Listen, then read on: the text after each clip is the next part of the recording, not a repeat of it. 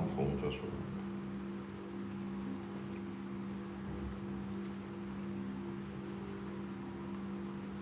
You know, when children don't have guidance,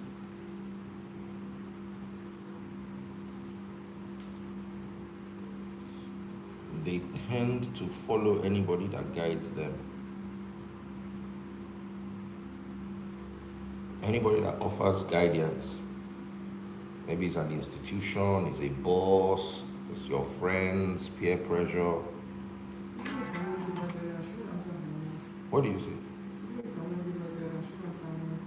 Because they didn't raise them with it. It's not about raising, she's an adult. Yeah, you see, you get waiting they go use raise you.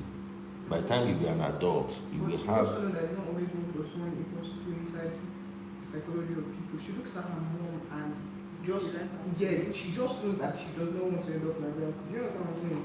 That's it is a harsh. complete, as in I hate this house. Do you understand? I hate your marriage. I hate the way you think marriage should be. She hates her. That's how it just is. We're alive, we'll be careful.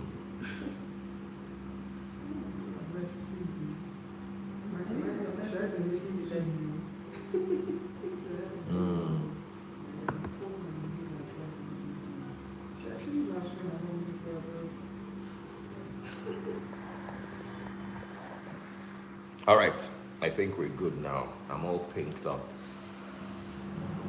Welcome, welcome, welcome, welcome, welcome. Welcome to a beautiful church service today. Today's going to be a good day. Look at somebody and slap them a high five. Let me do how we do in Pentecostal settings. Slap this lady a high five. Slap me a high five. Slap you properly. Slap. High five. High five. That's a low five. Low five. Low five. Why are they afraid of me? They think I'm going to beat them. High five.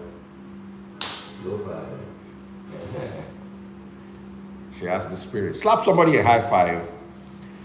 Welcome, welcome, welcome. We have a very interesting topic today. Both biblical and logical topic.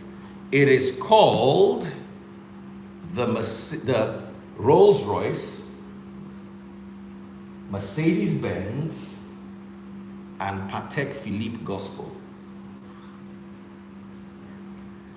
Amara, come, let me throw you under the bus. Yeah, come. Eh? Very mild. Okay, I'll throw you under Okada.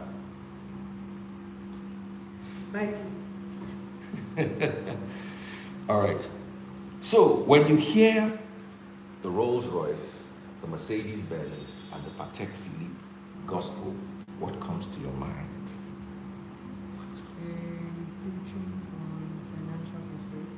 Preaching on financial prosperity. Clap for her, everybody. Everybody clap for her. Clap for her. Clap. Oh. You two clap for her now. Okay. What if it meant something totally different? Because when you hear Rolls Royce is like, what does Rolls Royce symbolize? Money. Baby Freeze, what does Rolls Royce symbolize? Class. Daniela, what does Rolls Royce symbolize? Status. Brilliant people. Let's talk about Mercedes Benz. What does Mercedes Benz signify?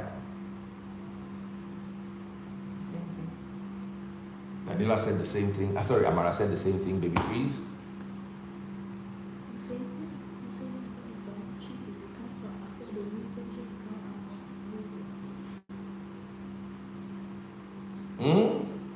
the same thing. The same thing. Daniela, Mercedes Benz. The same thing. All right, let's talk about Patek Philippe.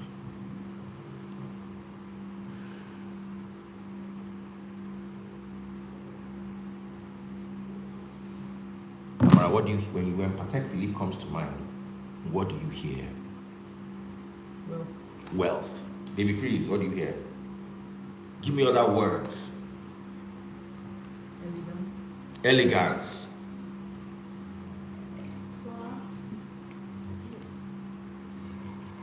I think somebody has said class. What else?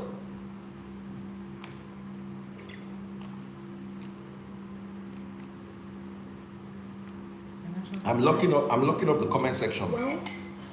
Financial success. Daniela? Prosperity.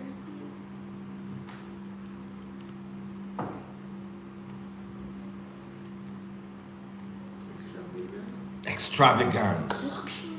Luxury. I'm looking the comment section on Instagram because I gave them a bit of a snippet of this sermon during the week.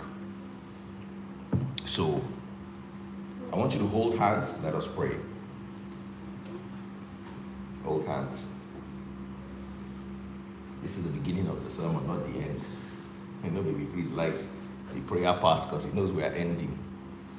Heavenly Father, I thank you for giving us the opportunity once again in good health to gather in your name. I ask that your wisdom be poured upon this generation, that we may rise in your glory, under your grace, within the boundaries of your mercy. In Yahushua's name we pray. Amen. Amen. So Amara, get your Bible. We're going to start with a sermon. We're going to start with a Bible verse before. I want you to go to Acts chapter 9. Acts chapter 9 and read from verse 10. It's going to be a bit of a long read. Come to me, babes. By the way, you look very beautiful this morning. You look ravishing. You're intelligent. You're loyal. See her smiling. She likes being praised. Look how fine you look here. You look confused here. You look cute here. You look like a witch here. Yeah. Acts chapter 9 from verse 10. Now there was a believer in Damascus named Ananias. The Lord spoke to him in a vision, calling, Ananias. Yes, Lord, he replied. The Lord said, go over to Straight Street, to the house of Judas. When you get there, ask for a man from Tarsus named Saul. Go and look for Saul. He is praying to me right now. He is praying to me right now. I have shown him a vision of a man named Ananias coming in. I have shown him a vision of a man named Ananias coming in. And laying hands on him. And laying hands on him. So he can see again. But Lord, exclaimed Ananias, I've heard many people talk about the terrible things this man has done to the believers in Jerusalem. So wicked, oh! In Acts chapter 7, he oversaw the stoning of Stephen. And he is authorized by the leading priests to arrest everyone who calls upon your name. But the Lord God said, go, for Saul is my chosen instrument to take my message to the Gentiles and to kings. Saul is my chosen instrument of taking my message to the Gentiles and to kings. As well as to the people of Israel. And I will show him how much he must suffer for my name's sake. And I must show him how much he must suffer for my name's sake. So when God called Saul, he didn't call him into Rolls Royce or Patek Philippe or Mercedes Benz glory. He called him into suffering. Look at somebody beside you and say, pray that God does not call you. All this clowning that Nigerian pastors are doing up and down, it's not God that called them. If God looked at Saul and called him to suffering, you think he will call your pastor to enjoyment? God, that is not your fault. Continue reading, my darling. So Ananias went and found Saul. He laid his hands on him and said, Brother Saul, the Lord Yahushua, who appeared to you on the road, has sent me so that you may regain your sight and be filled with the Holy Spirit. So Ananias transferred the Holy Spirit to Saul, and he became Paul, right? He didn't become Paul till 3 chapters later. And that's part of the foolishness that they teach in today's gospel. But continue reading, my darling. Instantly, something like scales fell off from Saul's eyes, and he regained his sight. Then he got up and was baptized. And he got up and was baptized. Afterward, he ate some food and regained his strength. Saul stayed with the believers in Damascus for a few days. And immediately he began preaching about Yahushua in the synagogues, saying he is indeed the Son of God. Started to preach. Continue. All who heard him were amazed. Isn't this the same man who caused such devastation among Yahushua's followers in Jerusalem? They asked. And didn't he come here to arrest them and take them in chains to the leading priests? Saul's preaching became more and more powerful, and the Jews in Damascus couldn't refute his proofs that Yahushua was indeed the Messiah. Can you guys hear? After a while, some of the Jews plotted together to buy him. They were watching for him day and night at the city gate so they could buy him. So they were waiting for Saul to mess up or come right into their hands so that they may buy him. Continue. But Saul was told about their plots. So during the night, some of the other believers lowered him in a large basket. Loud. Your voice trails. Lowered him in a large Listen to basket. me. During the night. Let's read it together. Where is it? So during the night, some of the believers lowered him in a large basket through an opening in the city wall. You read very well, but you drop your volume. But yeah, let's continue. When Saul arrived in Jerusalem, Beautiful. he tried to meet with the believers, but they were all afraid of him. They did not believe he had truly become a believer. So here is Saul. He has met Christ. Ananias had a vision of him, or he had a vision of Ananias. The two of them had vision of each other. Abi? Yeah. Ananias came and laid hands on him, but still there was no trust. Continue. Then Barnabas brought him to the apostles and told them how Saul had seen the Lord on his way to Damascus. All right, so there have been quite a few people who were instrumental to Saul's. You can tell that this is the earliest journey of Saul. Where is this one? This is the earliest. Sit there. Not lie down, sit. Not there, there.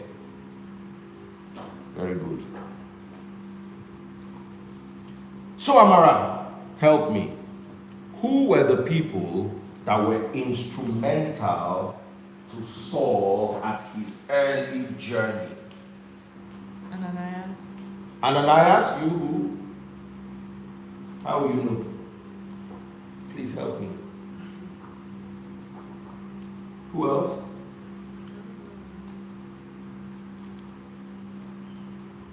Who else, Amara? The believers in Damascus. The believers in Damascus. Who else? I'm going to make you read it from the beginning again. Yahushua. God. God, Yahushua, we're at the revelation stage. The mission stage. Who? Read the last one you just read again. Barnabas. So, there was Ananias. Ananias went to deliver him from his predicament, and Barnabas took him to the disciples, right? Read that last part again. Then Barnabas brought Damascus, and how the Lord had spoken to Saul. Continue. He also told them that Saul had preached boldly in the name of Yahushua in Damascus. Continue. So Saul stayed with the apostles and went all around Jerusalem with them, preaching boldly in the name of the Lord. That's fine. I think we can rest it here. Now, let's go back to the Mercedes-Benz, the Rolls-Royce, and the Patek Philippe gospel. Let us start first of all with, why do you think I chose for the gospel Rolls-Royce and Mercedes-Benz? And for the watches, why did I choose Patek Philippe? I want to hear your guess. I want to hear your guess. Because they're instrumental to my teaching, of course, yeah. That's wild, yeah. Why didn't I choose Hyundai, or Kia, or Honda, or Toyota? They're not luxury, okay. All right, so why didn't I choose Ferrari? Ferrari is luxury. Why didn't I choose Lamborghini?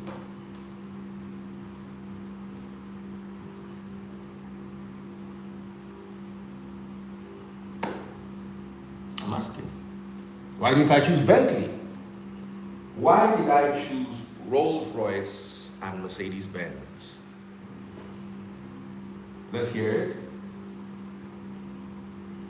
because Rolls-Royce are mostly more expensive, should I say. They're harder to get. Okay, why didn't I choose Pagani? Pagani is more expensive than Rolls-Royce. Why didn't I choose Koenigsegg or Bugatti? Why didn't I choose those cars? Why did I choose Rolls-Royce, Mercedes-Benz, Patek Philippe? I can't believe that you people cannot see a pattern. You can't see a pattern? They all start with R. Mercedes-Benz does not start with R. I don't want the people in the comment section. Let me close the comments again until we're done. I want you people all to think. I want you to think. Help me, help me, help me. Why didn't I choose Bentley, Ferrari, and Rolex? Why didn't I choose Pagani, Toyota, and Cartier? Why? Somebody help me, somebody help me. Facebook, TikTok, YouTube, you guys are allowed to contribute. Instagram is not allowed to contribute. Help me, help me, help me, somebody. I want you to think. What, is there anything striking? You guys are lazy today. I get it, it's a Sunday. Think, think, think. Jensen, think.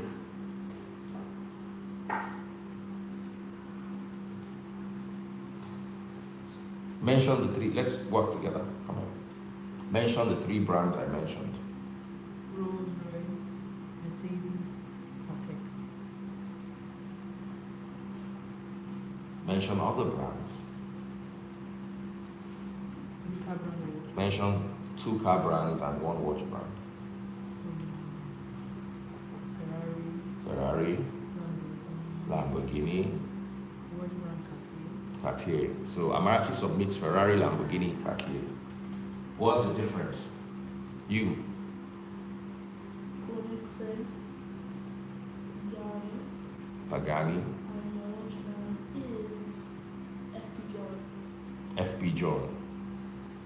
All right, beautiful brands. This one is super luxury guy. Yegele Kulta. Yegele Kulta is, all those brands you mentioned aren't. You. Wow. Car brands and watch brands. I'm going somewhere. I want to enter inside your subconscious today.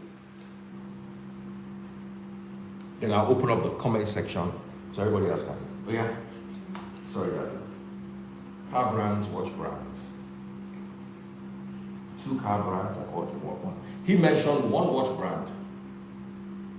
Out of the everything you mentioned, I've picked 1. Amarachi, I've picked nothing from you.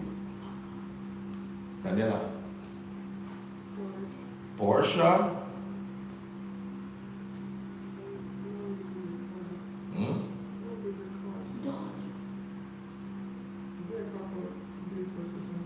Lotus, okay, yeah. Now let's get to watches.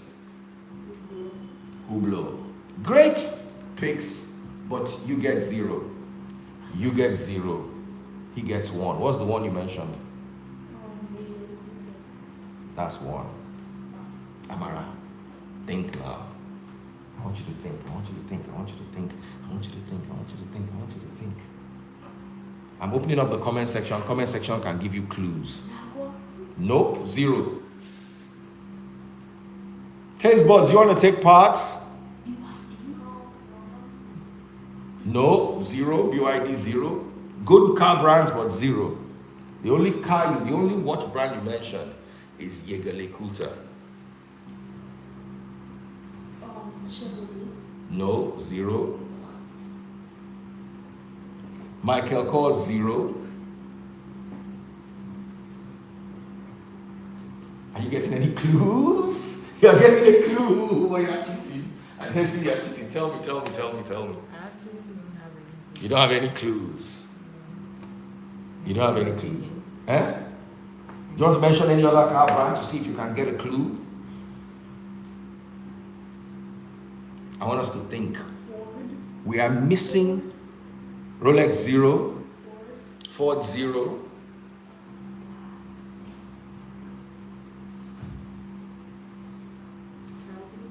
Hmm? 0. Do you notice any similarity between the first 3 brands I mentioned? Somebody mentioned Jacob & Co. 1.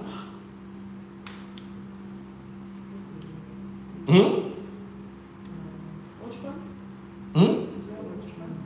Jacob & Co. Yes, a watch brand. Tag Heuer, I'm not sure of their heritage, so I'll... Chopard 0. Eh? It's not tied to where they come from. There is something distinct about Rolls Royce, Patek Philippe, and Mercedes Benz.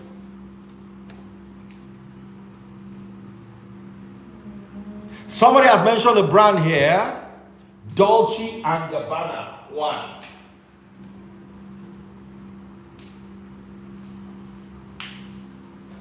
You're going to get these things yourself. Gucci 0. Versus? Audemars Piguet 1.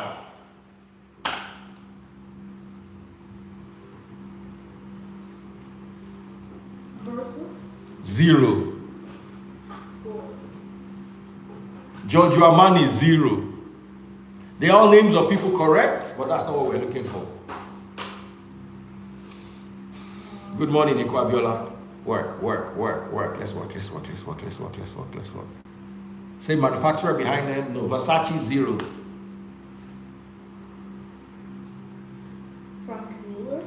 Frank Miller 0.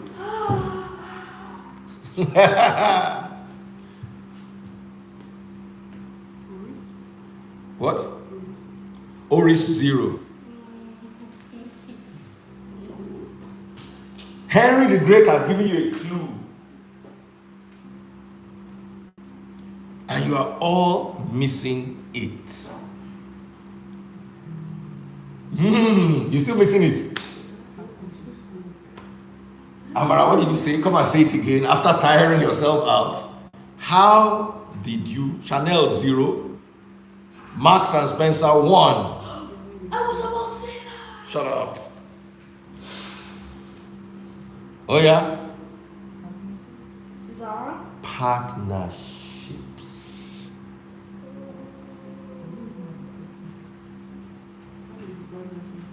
Mercedes and Benz. Patek and Philippe. Rolls and Royce. Dolce and Gabbana. Jaeger LeCoultre. How about Frank? No, Frank Miller is one person. Okay, so these people are like two people entirely. Oh, you thought the person. Yes. Oh, I didn't know. Charles Rose and one other guy. Charles Rose and one other guy. Now your brain has started working. I didn't know that. LVHM.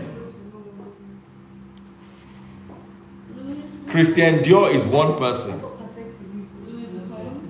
God bless. Louis Vuitton is one person. It's okay if you didn't know, but at least now you know. Now, Amarachi, I want you to just pick up your phone and just I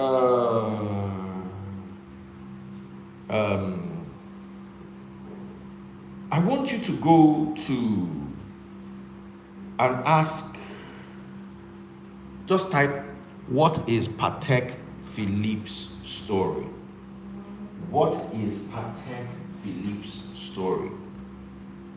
We're going somewhere today. Today is your deliverance day.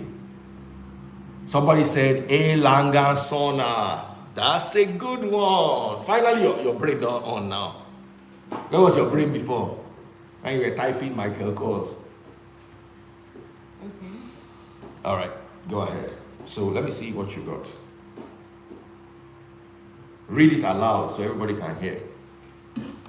Sonny Erickson, thank you very much.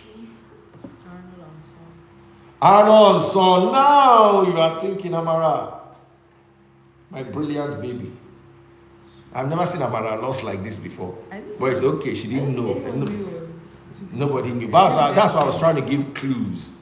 So Jensen got one with Jaeger LeCoultre. Is H&M two people? H&M is two people. Max and Spencer are two people. Or a collaborator. Now read, let's hear about Patek Philippe. May and Baker. Now when you wake up. Patek Philippe's story begins with the 1839 founding of Patek, Chapek, and C. Chapek and C is like Chapek and Sons. By Polish watchmaker Antoni Patek and his partner Franciszek Chapek. The company was later renamed Patek Philippe and C in 1851 after Patek partnered with French watchmaker Jean-Adrien Philippe. So there was a partnership. Patek partnered with Philippe. Now that was not their only partnership. Remember that Patek first partnered with Chapek and then eventually partnered with Philippe. Very good. I want you to read Vacheron Constantine's, it's Constantin, but you can write as Constantine story. Tommy Hilfiger is one person. Vacheron. Someone said Coscharis, now still family, husband and wife, and partner. We're looking for people who partnered from across realms. A French Philippe and a Polish Patek. Okay, Vacheron Constantin's story begins in 1755 with Jean-Marc Vacheron, a master watchmaker in Geneva, Switzerland. In 1819, his grandson, Jacques Barthélemy Vacheron, partnered with businessman François Constantin, officially renaming the company Vacheron and Constantin. Your pronunciation of French names is so amazing that I can't look like, say, you sabi read this kind of thing past Bible self. But my only problem with you is this how you are reading. Like pendulum. So I was trying to hold you to stabilize you. So, Vacheron met Constantin. Abi, Patek met Philippe. Let's talk about Mercedes-Benz.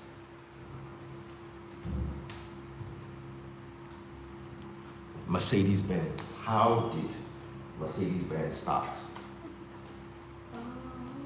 How did Mercedes-Benz start? The Mercedes-Benz story began with the separate efforts of Carl Benz and Gottlieb Daimler, who both developed early automobiles in the 1880s. Benz created the world's first practical automobile, the Benz Patent motor wagon, in 1886, while Daimler and Maybach developed their own engine and vehicles. In 1926, the companies of Carl Benz and Gottlieb Daimler's company, in brackets, Daimler Motoren Gesellschaft, merged to form the Daimler-Benz Company, which began producing automobiles under the brand name Mercedes-Benz. So, how did the name Mercedes? I want you to ask, how did the name Mercedes? Where did the name Mercedes come? Where did the name Mercedes come from? Let's see if they get. That's another important thing there.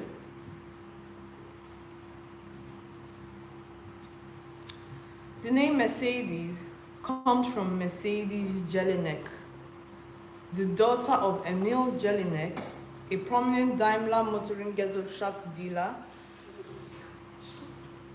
Jelinek entered races under the pseudonym Mercedes and commissioned a new series of high-performance cars that were then named after his daughter. Okay, so what's the name of the guy? Emil Jelinek. Jelinek. Jelinek was a racer, a salesman, and he contributed his daughter's name.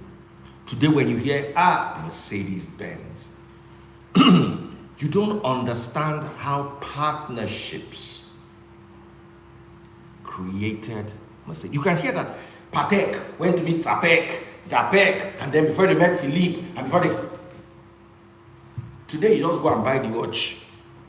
They say $100,000 for a watch that is stainless steel, and you are wondering how. Because Patek met Philippe.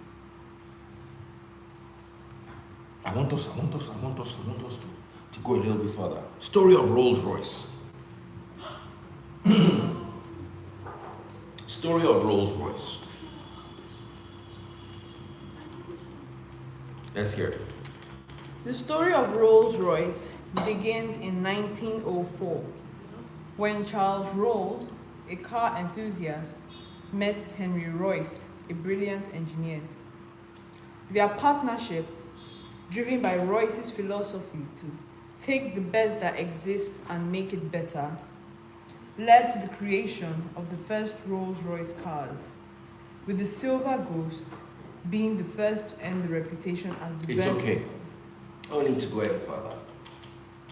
A salesman who's an enthusiast met an engineer. Read the beginning part again. The story of Rolls-Royce begins in 1904, when Charles Rolls, a car enthusiast, met Henry Royce, a brilliant engineer. I want to ask you today this very important question.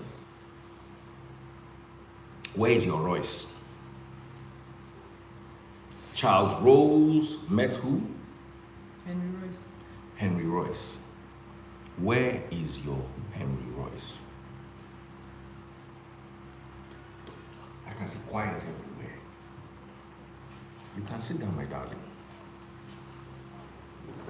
Where is your Henry Royce? Because if Charles Rolls had not met Henry Royce, there would never be Rolls-Royce. Right? But if Charles Rolls had nothing to offer, there will still not be any Rolls-Royce. I don't know if I'm making sense to you. I want to put the camera in my face so you guys can see me well. Life is partnership. Marriage is partnership. Business is partnership. Every day you make new partnerships. Paul met Ananias. Ananias delivered Paul, but Ananias and Paul's story ended in Acts chapter 9, while Paul and Barnabas continued until Acts chapter 15 when they fell out. Many of you are going to pray. Some of them, they were doing Hallelujah Challenge and they were saying, dress like your miracle. And you were going there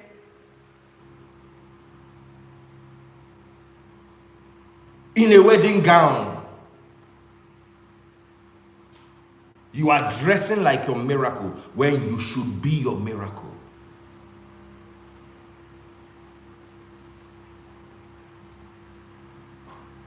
Wedding is Patek Philippe. Wedding is Rolls Royce. Wedding is Mercedes Benz. If the guy that brought the name Mercedes did not have anything to offer, it would be Carl Benz or Daimler Benz till today. If Philippe had nothing to offer Patek, it would be Patek alone or Patek and Sapek.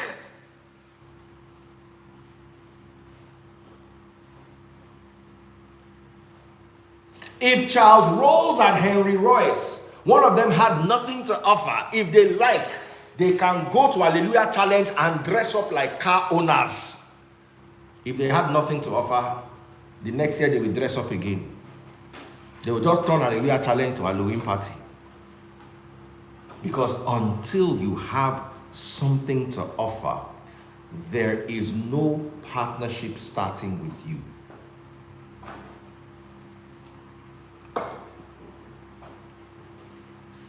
Work with me. Work with me. Your business.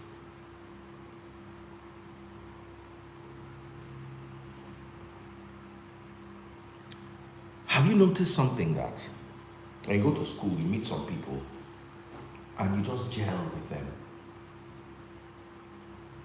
Right? You have the same thought processes, or you have different thought processes, but you can find common goals and you guys seem to work together. One of the biggest problems we have is when a woman is looking for a husband or a man is looking for a wife, instead of becoming a husband or becoming a wife.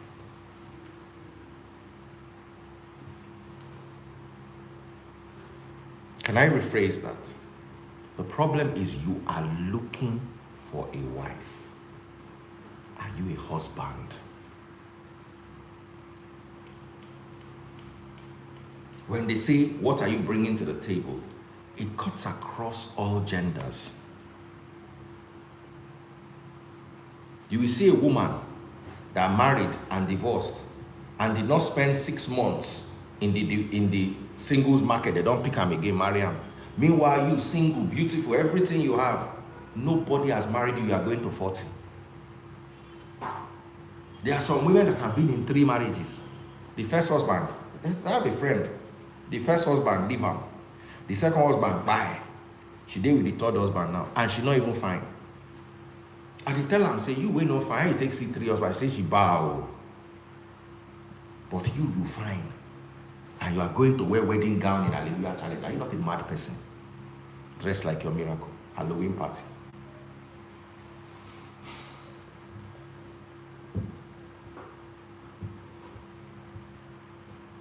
Can somebody make it make sense to me?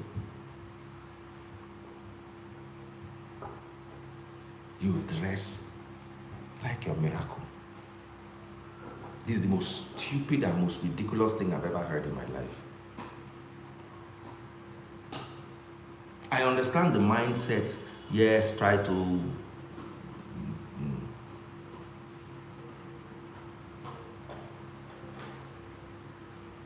make it make sense. They are not teaching you to grow in self-value. They are teaching you to look for what will complement nonsense.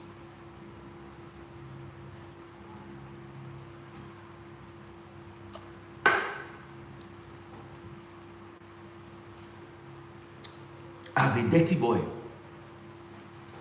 we no like to bath. Instead of you to fix yourself, you are looking for a girl that will manage a dirty boy. That's what dress like your miracle is. Because if you fix yourself, you don't need to go anywhere to. Sometimes your problem is the family you come from. Your mama, they beat your papa. Or your papa, they beat your mama. Who you think will open their eye marry inside that kind of family? Do you know some people's marriages end the day the person that wants to marry them comes to their house? That's the day it ends. You have a 3-year-old relationship. You guys met in camp in Kano.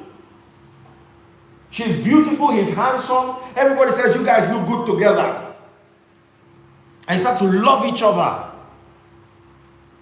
And then you come down from Kano to meet the parents.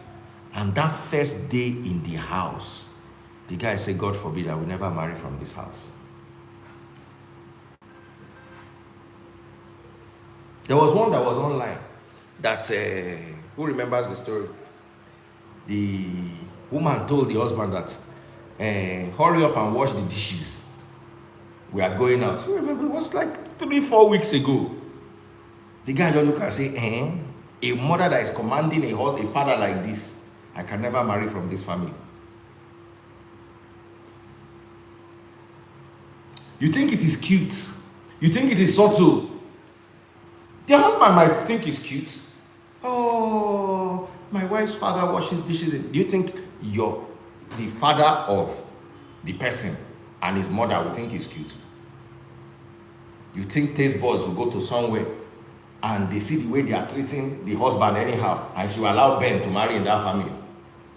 Forget anything that she wants to tell you at home. She will say, no, I don't want my son to become a houseboy. There are little things for you. I'm just using this as examples. That yours might be different. Yours might be, say, get body odor. Yours might be, say, you lazy. Yours might be, say, you dey laid back. You get some people they laid back.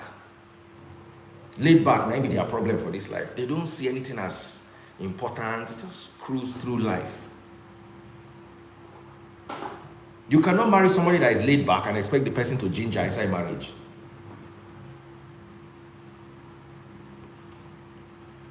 But the partnership is, Rolls was ready before Royce came.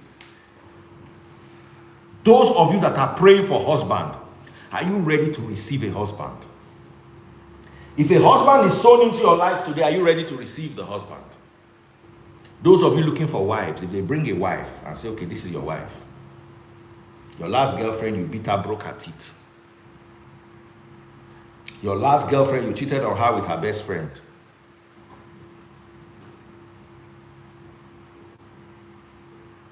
Your last girlfriend, you talk to her anyhow. Do you think your new girlfriend is going to stay? Do you think your new girlfriend is going to stay? Tastebot has one staff. The day he was going, we all gathered and gave him money as he was leaving. Up till now, anytime Tastebot needs him, she calls him, he comes, and he does consultancy work for her now. He runs his own business, but anytime she needs him, he does consultancy work for her.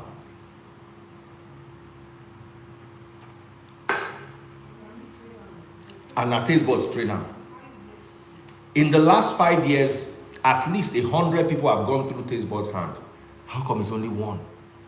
Sorry, I'm Mercy too. How come it's only 2 people? One guy, one girl. Mercy was our maid. and then became taste buds staff from Mid. And anytime taste buds needed somebody, Mercy will be there. In 100 people, how come it's only 2?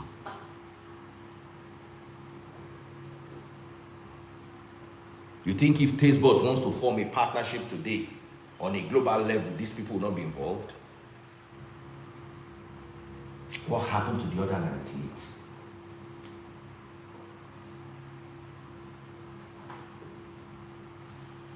What happened to the other 98?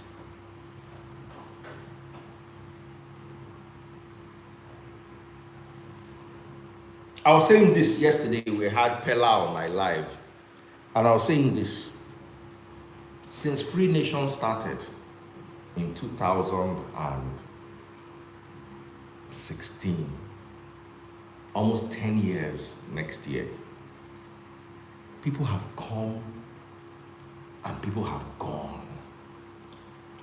There are very few people who have been constant. Some people come on a high, and they come on such a high that you believe that this is going to be the next, and then something happens and they fall by the wayside. And there are some people that come in gently. You hardly notice them. Then gradually they rise in impact. Gradually they rise in impact. They slowly rise to relevance. I mentioned this yesterday. People like Simply Vic. Simply Vic is not original Free Nation member. Even if he is, he started as watching. It was Shukwa that brought Simply Vic. That time we used to have, what is it called? Cool FM meetings. But since Simply Vic came, he constantly added value. Sometimes the value we needed was money he brought. Sometimes the value we needed was planning. There are things that Simply Vic has done that I could not have done because I'm hopeless at planning. And Simply Vic will call me and say there's a problem, and he will tell me the problem. And I will think about it, and I'll say we're in trouble. I say, don't worry, I've fixed it. We have people like Shukbo who brought Simply Vic. Sometimes everything will rise, the sparks will fly, and people will go away. Not that they are bad people. Just remember Paul's story in Acts chapter 9. Paul met Ananias. Ananias delivered Paul. Finish. You would have thought that the story would have been written in a different way. Paul and Ananias probably would have become roommates. Paul and Ananias probably would have built something together, but it ended there.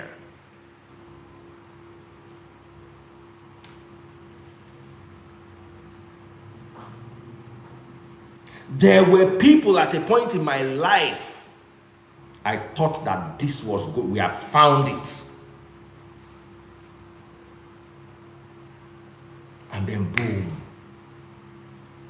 Sometimes when those people leave, the fight is so bitter that you wonder, how did we get here?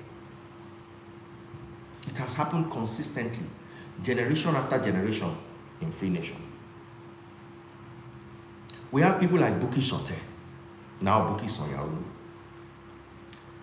Buki and Simply Vic were the first people to organize this convention that we do every year. It's Buki Sote, Buki Sonyaolu, and Simply Vic that started it. They, out of pocket, convened the first one. I just showed up.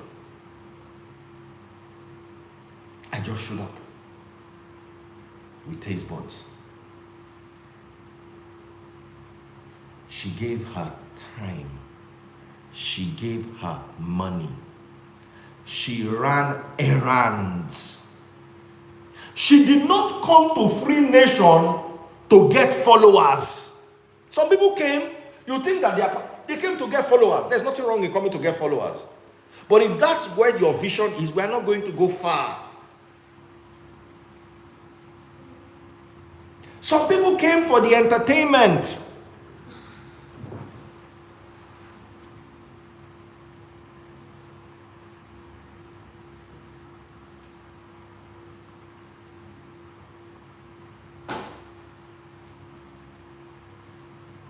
I'm just giving you an in-house example.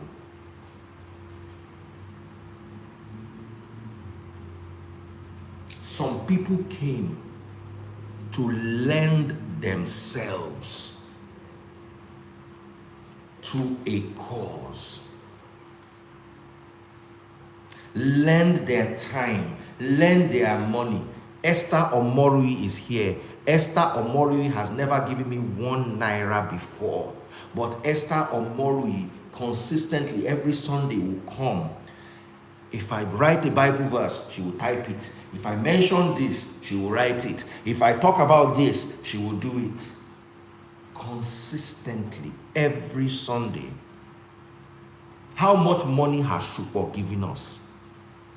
When it comes to donors, there are people who were such high donors and they are no longer with us. If it was because of money, they will still be here.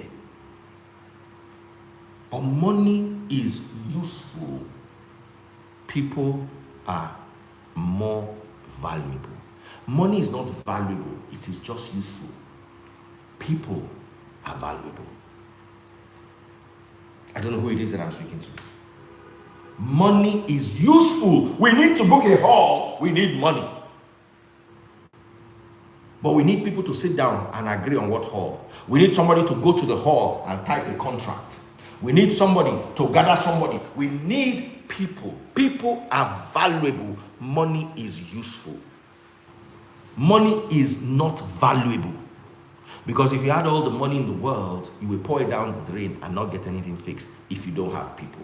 Look at somebody beside you and tell them, your partners are people, not money. Your partners are people, not money. If you had 100 people supporting you financially, or you had only 3 people that believed in your vision, those 3 people are more important than that 100 people that have money.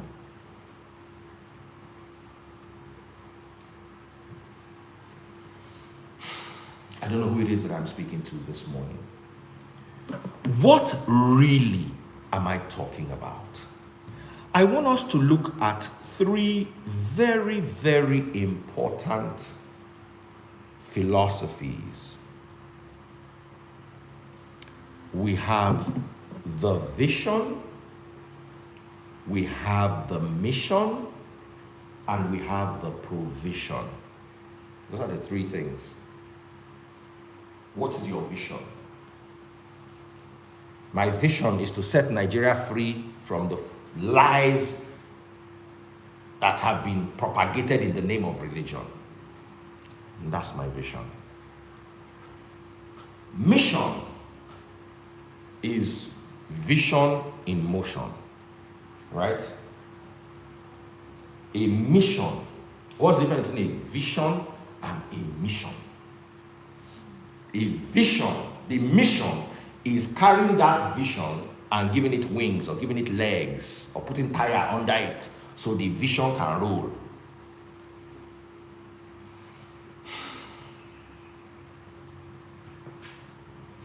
Then for the mission, which is the vision in motion, you need provision.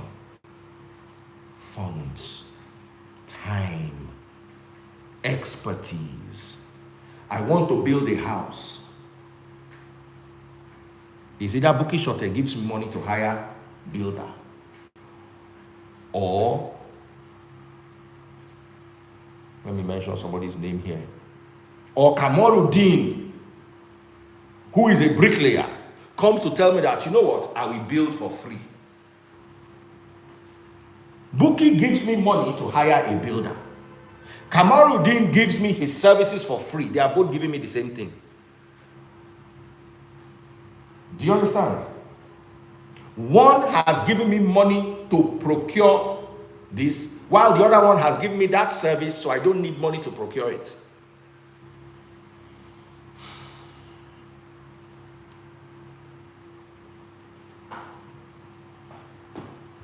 Do you understand? So what is your vision? Let's leave the free nation. Let's go personal now. What is your vision?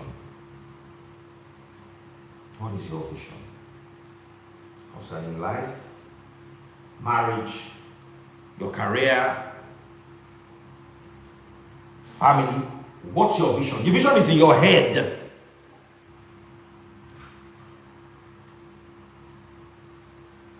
Now, your vision becomes a mission. I want to be a doctor. The day I go and buy, I want to be a doctor is my vision. I go and I buy jam form. The vision is no longer a vision, it has now become a mission. My vision is now in motion. I want to be a nurse. I get up and I register. I want to relocate to America. I go to the embassy and get a visa. It's no longer a vision, it has turned into a mission. How you provide for your mission is now your provision.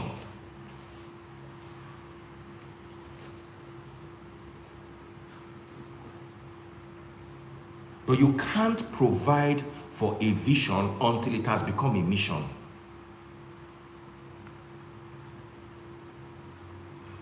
I want to go to America. School in America is $100,000. I have $100,000 in my bank. My provision and my vision are not united because there is no mission. Am I working with you? I have a vision. I want to go to school in America. I have provision. I have $100,000 in my bank for the tuition and accommodation and whatever else. But until I get up and go and apply to the school and go and apply for the visa and go and do this and do that, there is no mission to unite a vision and a provision. Your mission unites your vision and your provision. And many of you don't have vision. And those of you that have vision, you don't have a mission. Your mission is what gives your vision clarity. Not provision. Provision doesn't give you clarity. It is your mission that gives your vision clarity. Because let me tell you something. You set your vision in motion. You get a mission and you realize that you need $100,000 for the tuition and you only have $1,000. Your provision is $1,000. But your mission requires $100,000. What do you begin to do? Give me ideas. You want to go to school in America? That's your vision. You have only $1,000. And in total, you need $100,000. What do you do? Apply for scholarship. That's why your mission is more important than the provision. Because when the provision is not enough, your mission will start to, it's like those toys. Remember those toys that used to have batteries that they'll be going, they hit a wall, they come back. So they'll be driving around. If they hit a wall, they just come back. Remember this? That's your mission. When your mission hits a brick wall, it adjusts and creates more provision. Remember I told you that provision is Buki Shotte giving me money for a builder. Provision is Kamaruddin offering to build for free. The two of them have given exactly the same thing. Amen.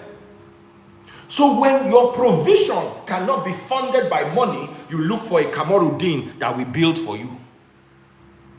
And that's your scholarship. Give me another idea. You want to go to America, you have $100,000, you need $100,000, you have only $1,000. Your vision is to go to study in America. Yeah?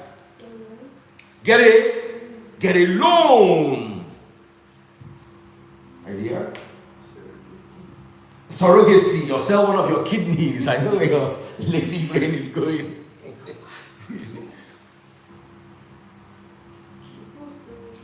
Loans, you sell some of your stuff. You get scholarships or part scholarships. Your mission either utilizes a provision or creates a provision. Your mission is the most important. Vision is dream. That's where God is. Mission is you. Provision is you. The problem you have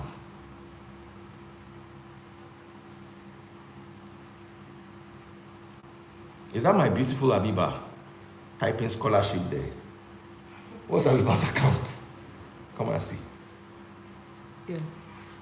Love you, baby. Me and your mom are saying hi. So, where was I? God gives you vision. God does not give you provision, no. God does not give you mission, no. That's your job. That is why a visionless man who has a mission and provision will do better than a man filled with vision but no mission and no provision.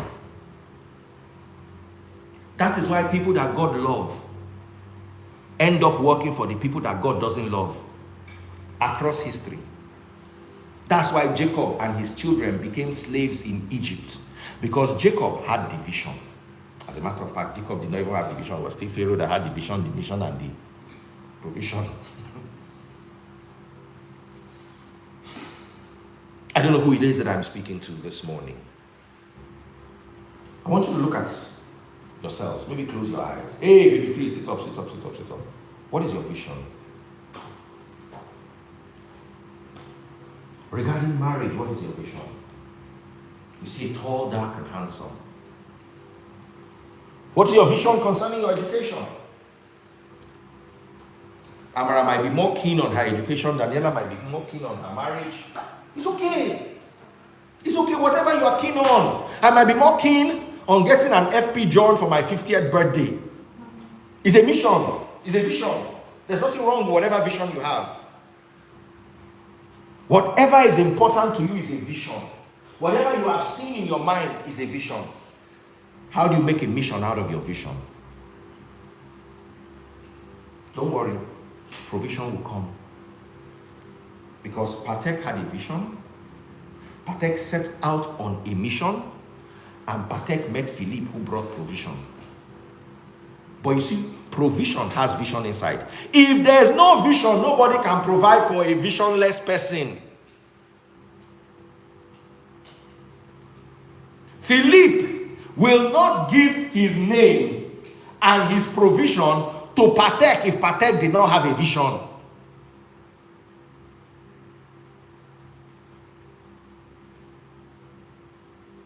I want to go in Pentecostal today to teach you what really works. In your marriage, you have to have a vision. I want to be happy. What's most important to me? I want to have a family. I want to have beautiful daughters like Daniela and Amanda. I can harass their lives and look for their trouble all day. I love family.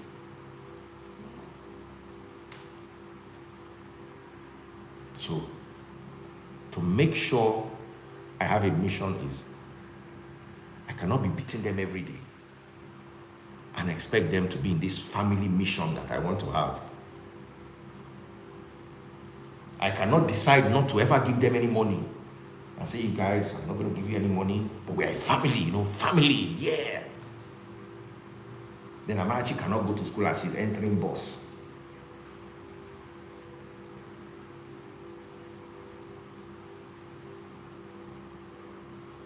Amen. As you see my children, one day I saw Daniela walking home in the estate. I said, you have entered bus again. He said, no, we don't allow them to enter. It's not like we have money, but we want them to be as safe and comfortable as we possibly can within our means, as long as we don't need to steal. So if you want a family, there has to be your contribution to it. If you want a husband, what are you doing to attract a husband?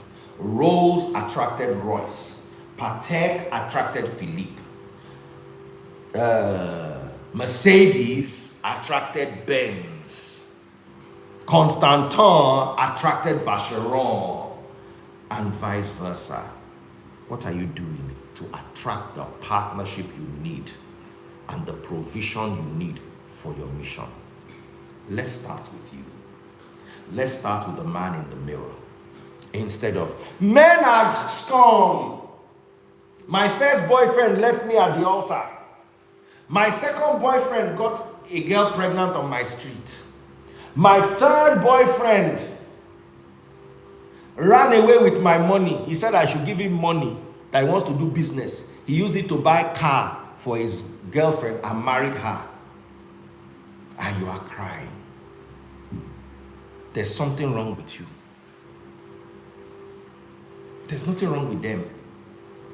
They are idiots. It's standard. Why are you choosing idiots? Why are you choosing idiots? That's your flaw. Of all the people that you see, you chose the first idiot. We've all chosen idiots before. I have too. But I'm not going to choose a second idiot. Now you have chosen 4 idiots in your life.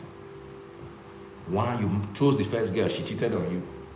You chose the second girl, she ran away with your money. You chose the third girl, she brought a pregnancy and said it was your own. You did DNA, you found out it was not your own. You chose the fourth girl, she's a runs babe. You want to tell me that in this whole Nigeria, there are no good girls that are not runs babes? Why are you choosing runs babes? The problem is you. You have not converted your vision into a clear mission. So you are attracting the wrong type of provision. If you are looking for curve, that's also BBL go, they come with you. It is important for a man, it's important for a woman to be visually appealing. I was driving home yesterday in my Mercedes. And I was listening to music and I turned around, I turned to the side and I saw taste buds. She not wear any makeup. She tie her hair. And she looked beautiful.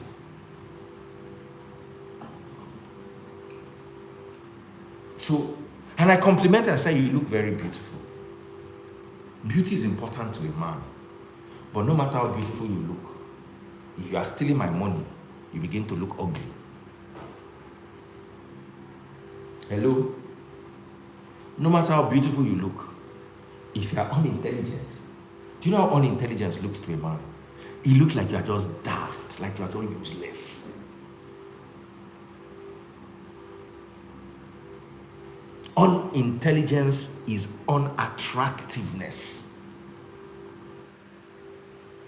Or you are beautiful and you have body odor, poor hygiene.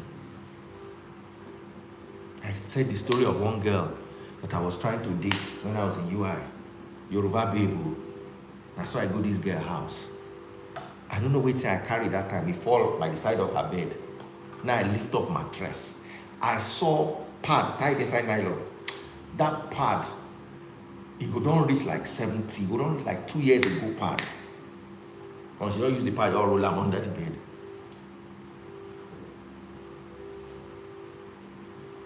That thing I dropped, I was embarrassed to pick it in between pad.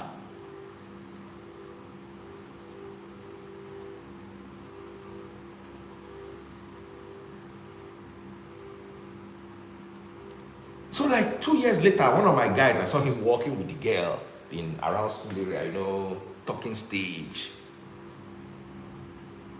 Then like a month later, I saw that they were no longer together. So I no talk. So like 6 months later, we're at one place called Shade Eleja in Ibadan. Shade Eleja. If you lived in Ibadan, I don't know whether it still exists now. They sell fish, catfish, pepper soup, and beer. Who knows Shade Eleja? So that evening we are Shade Eleja, beer is going down, catfish is flowing with the beer.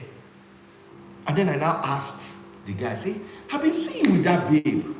What's happened? He said, Papa, that's why I carry up her bed. Now I say, pad. I say, God forbid.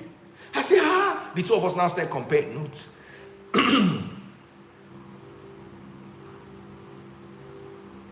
For that girl mind, she go believe say she get water spirit, rejecting husband.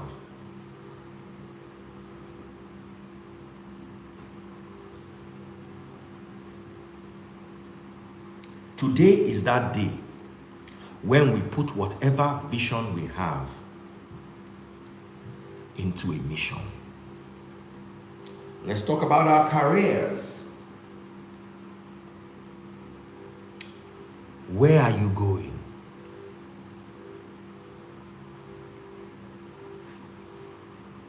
One of the reasons why you are not finding a husband is because you are all over the place. Today you are a nurse, tomorrow you are in tech, next tomorrow. It's hard. Men want to see some level of stability. The reason why they are tolerating you now is because you are bringing money to the table. The moment they become stable, they no longer need you. Men struggle with a woman that is all over the place. Women can tolerate men that are all over the place, career-wise, because they believe that, okay, he's growing. Men see it as, my children will suffer because this woman is not grounded. When I see Amarachi come here, come to me, my darling. When I see Amarachi, she walks into my life. I look at the beauty is there. I look at the intelligence is there. Beauty, intelligence. But beauty and intelligence are not going to raise children. Is she a mother? Does she have the skills to mother my children? So subconsciously, I want to know if she's going to have. And my body and my mind starts to read signs around her. That's why sometimes you be with a guy for 4 years, he has not engaged you. Then you break up and he engages somebody and marries that person within 8 months. You've heard this kind of story before. You wonder what you did wrong. You are unconsciously sending out the wrong signals. He wants a man that does not want a big family. He just wants one kid, possibly a mistake, 2 kids. And then me and you are rolling together and say, Benefits, you need to buy this, we'll buy this house with 7 rooms because we're going to have 9 children. He will not break up with you. But he will stay back, he will come back. I don't want to have 9 children. Then he says, 9 children is going to be a lot of stress. So he wants to have 2. He now says, what about 4? He said, no. What is that? No. Minimum 5, 6. And you want him to marry you. You want him to marry you.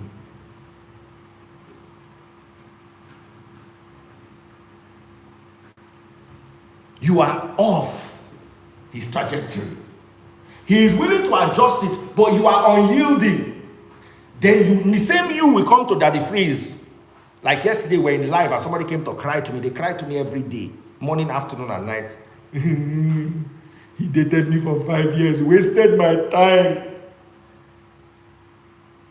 And then he broke up with me in January and married somebody in August. That person he married in August, he was probably not dating her while he was with you. He just saw somebody that subconsciously aligned with his mission. Remember, before Philippe, there was Sapek. Why is it not Patek Sapek? Remember, before Barnabas, there was Ananias. Why do we all remember Paul and Barnabas, not Paul and Ananias?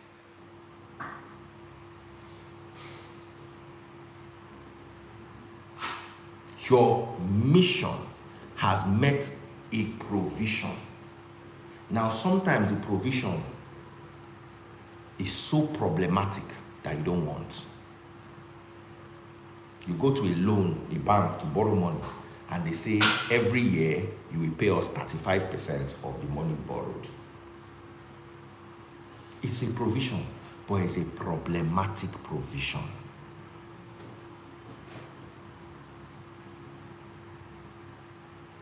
There are little things that you need to know in your business when you are, because at the end of the day, you will come and cry. I told you the story. There was a story of one woman. She reached out to me. It was taste buds I was telling. She reached out to me, said her husband refused to take care of her kids, that her husband ran away with her $2 million or something, that she helped the husband grow his business, and then the husband want to see the children. I was a bit worried. What kind of man would not want to see the wife and the children? Even if you don't want to see the wife, wouldn't you want to see your children? So I used to sit down with her and talk to her, hear her out, listen to her. Then one day after my interview with Chude, where I said I've not seen my children in 10 years, she writes me a letter and says, even though she was the one that reached out to me, maybe I should be the one that reach out to her. That she won't reach out to me for help. Maybe I'm the one that no matter what, I should reach out to my children. Blah, blah, blah, blah, blah, blah. Initially, I said, okay, thank you. I let it go.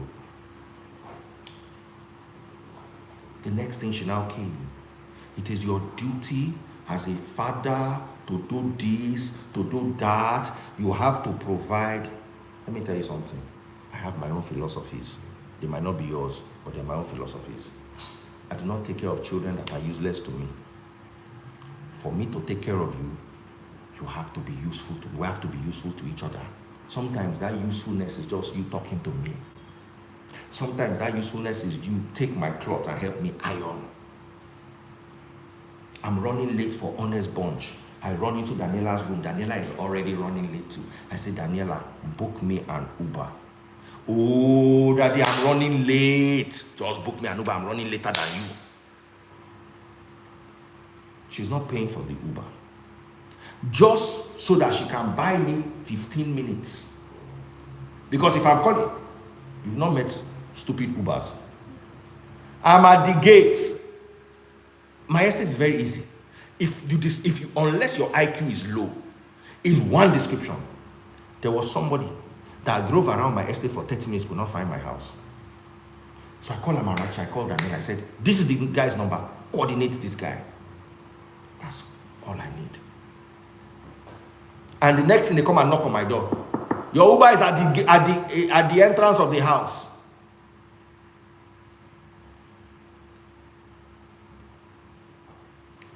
Just that. That's all I need. One day, we're going out. I was taking the kids out to go and eat. It was a Sunday. Amarachi just came to me and said, it rained overnight. Your car is dirty. I knew that's what we're going to use, so I washed it. If I went to a car wash, it will not cost me more than 5K to wash my car. It does not cost more than 5K to wash car.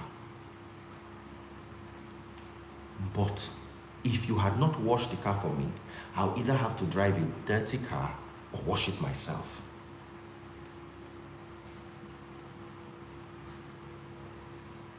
Just that little value.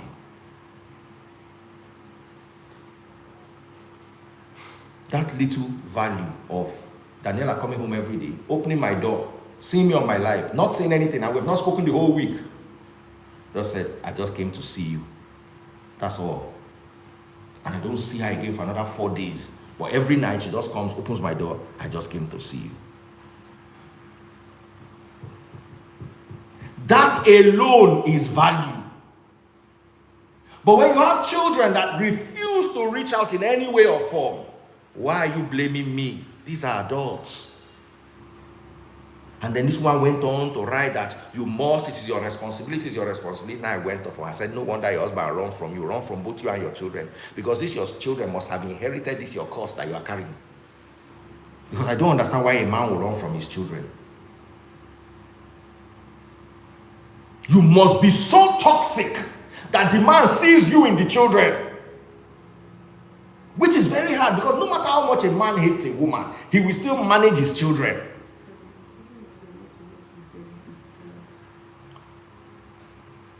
See, they are deadbeat dads, we know. There's a thing called deadbeat dad. I reacted with this woman. This woman is toxic. If I was married to her, I will run from my responsibility too. Just as long as it keeps me away from her. You don't know somebody from anywhere. Your husband has left you and run. You are giving another person advice. My first question is, if you knew this much, why is your husband running from you?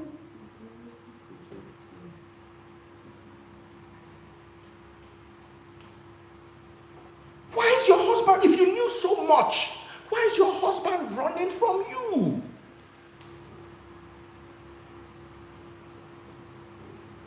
Why is your husband running from his kids? Your husband is a millionaire. He lives in Transcorp, according to your story. Say you rented a room in Transcorp. And you went into your husband's room because they allowed you in, because they know you always stay in Transcorp. And your husband came and saw you and drove you away. Why? Yes, your husband can be a complete lunatic, but you have a problem too.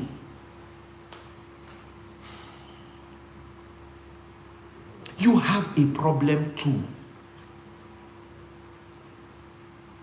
I would never run away from my children. There's no time my children reach out to me that I don't reach out to them. But I also expect that phone call. Are you okay? That conversation. If I'm not getting that, then I'll be a deadbeat dad in your life. If I'm not getting that, what's happening? How are you? Are you okay? If you don't call me, at least when I call you, you pick my call.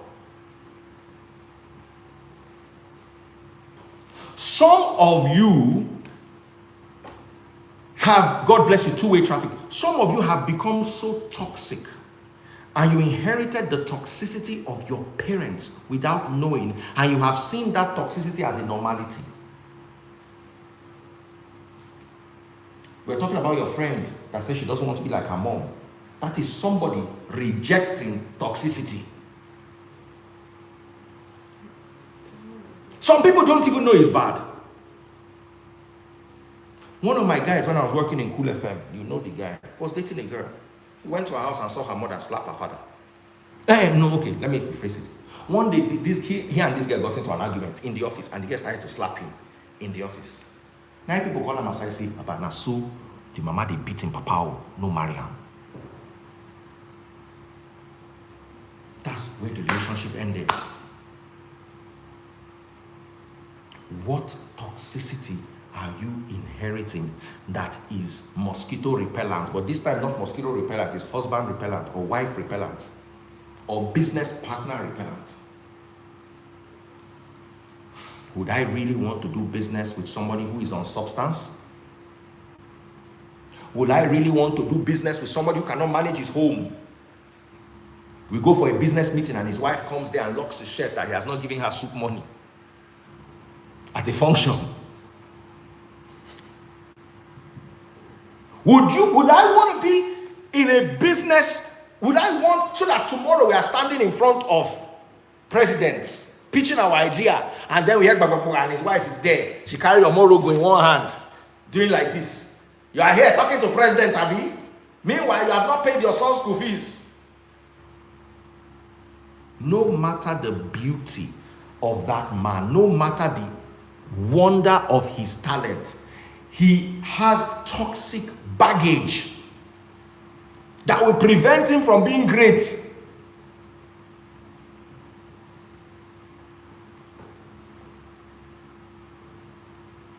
Some of you, every morning you wake up, you rub repellent on your body. On this hand, you rub husband repellent. On this hand, you rub career repellent. On your neck, you will rub business partner repellent. And you go out into the world and come back in the evening and be crying that nobody is answering you. People are not looking at what you are saying. They are reading your body language.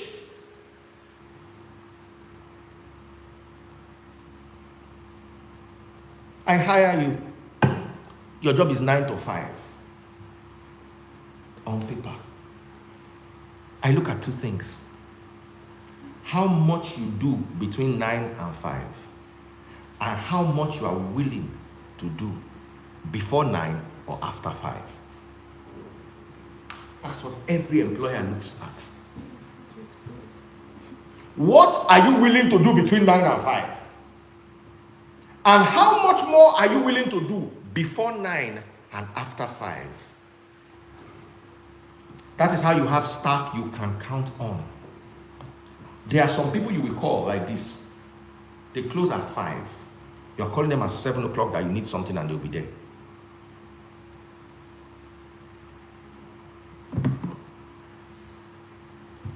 You can count on them. I was having an argument. Somebody said there's no job in Nigeria.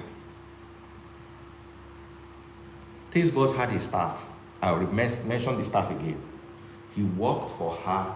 How many years did he work for you, babe?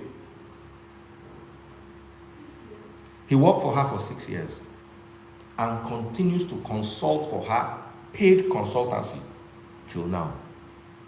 We have 23 job vacancies for my graduates. Take us chef, don't have chefs. She has 23 job vacancies for her graduate students, but there are no chefs. So when you say there is no job, first of all, you are a problem. This guy, I said it the day he was doing the day we were sending him off.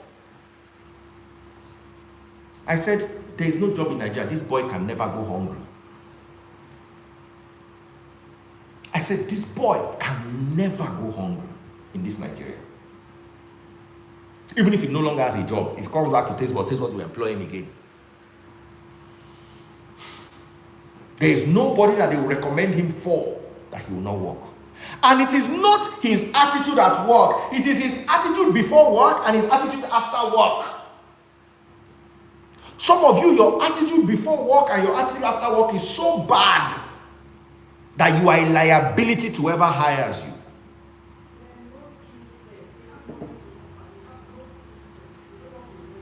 Some of you have no skill set. Thank you, babes. Some of you, okay, you have no skill set. You have no use before work or after work.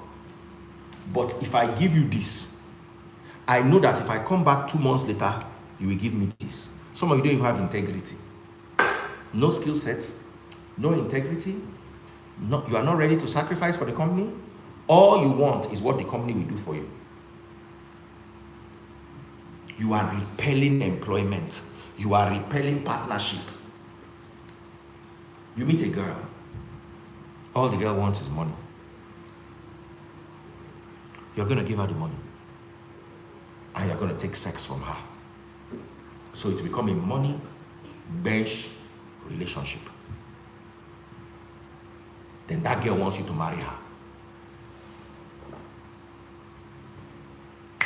Sit down there. I told you to sit down, uncle. I don't know who it is that I'm speaking to today, but I need to connect with you. You are never part of building a system. You are never part of building a structure.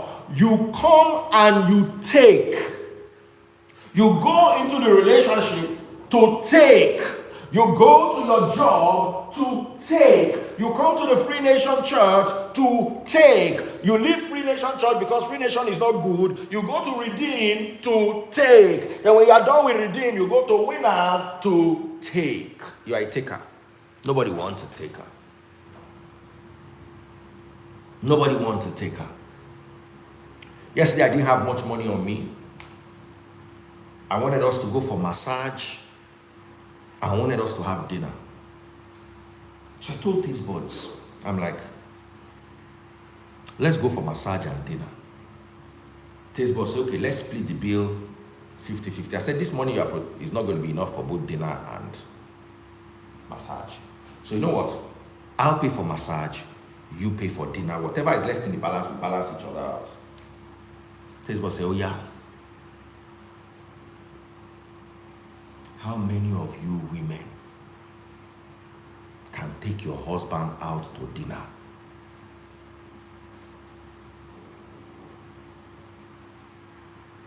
Somebody say, I'm an old taker. I'm asking you, how many of you?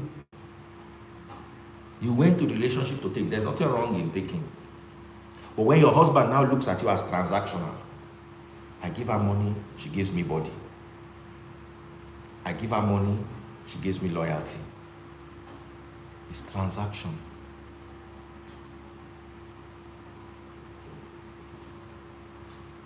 The worst type of person in a relationship is a taker. Now, somebody said I'm a giver. Giver is not better than taker.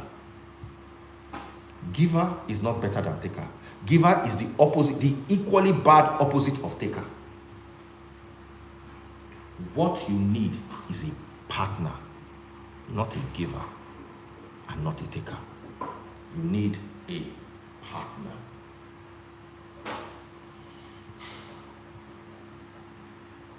Am I connecting to you? Givers enable takers. Givers are as bad as takers, because if you go somewhere as a taker and somebody continues to give you, they will enable you to continue being a giver, a taker. A partner works with your vision to create a mission and supply provision. That's a partner. It doesn't have to be money. I know that this man, every day he comes home from work, he's tired and hungry. And he doesn't really get love from his colleagues. Maybe he has a bad character, whatever it is. I will make it my duty to sit down with him every evening and listen to him.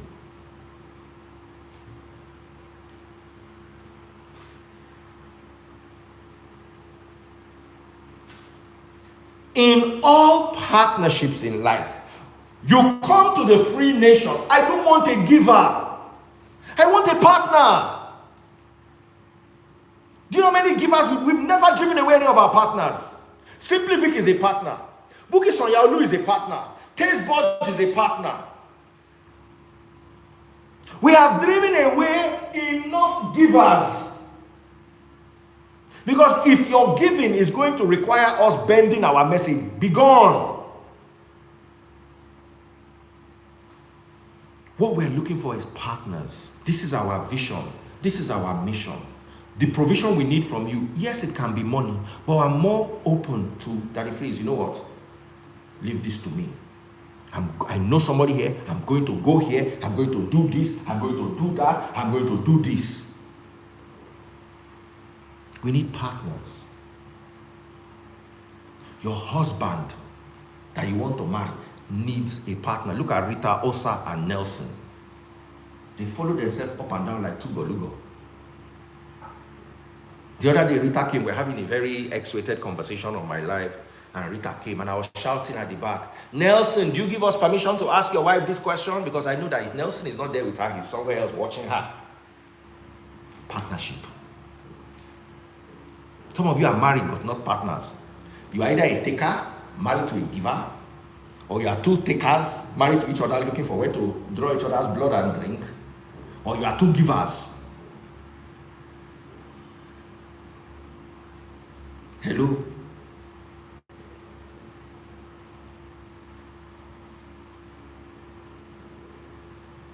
Women, stop looking for givers. Start looking for partners. Men, start looking for takers. It's good. You know, I love a taker. Once I've paid you, shut up. You just do my bidding. But you are not my partner. And there will be a time in my life when I will need somebody to partner with me on my vision. And when you are not there, I will find the next person. I want you to look at somebody beside you and tell him, become a partner.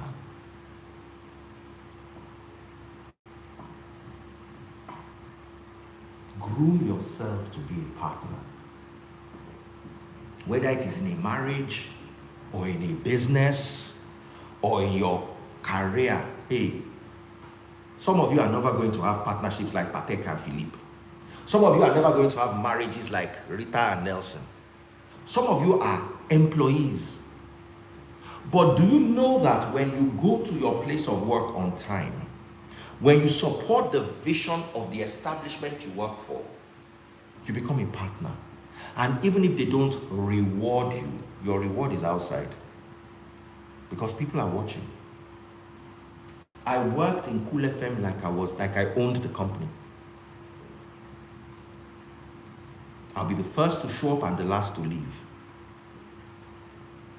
I will take extra shifts because I needed to become better and I needed the exposure. I didn't go there and work and collect. One day my MD saw me doing many things. I said, how much is your salary? I told him then it was 40,000 naira. He said, really? He doubled it that same day to 80,000 naira. I was willing to work at that 40,000 naira. I was comfortable. Because I did not go there to take. I went there to build myself and offer my, as I'm building myself, I'm building the establishment. Many of you cannot hold jobs. Many of you cannot find work because you don't have partnership mentality. You have taker mentality. And there's a problem with givers. Givers never lack is the most stupid thing I've ever heard in my life. I know givers that lack. I know givers that give, and their children are in the hospital and they cannot raise money. And nobody after the people they've given. Because the biblical instruction on giving, Amarachi, please help me out. 2 Corinthians chapter 9. We are ending soon. I have so much to say today, so much Bible to read, but I'm just going to round it off. 2 Corinthians chapter 9.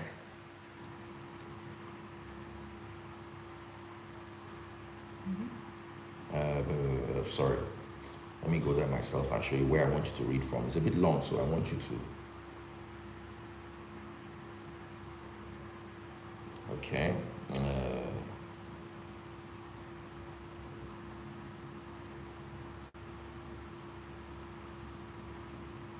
Second.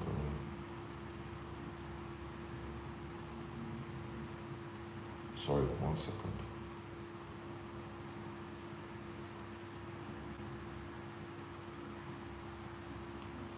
Sorry, did I say 2 Corinthians? 1 Corinthians, forgive me. 1 Corinthians chapter 9.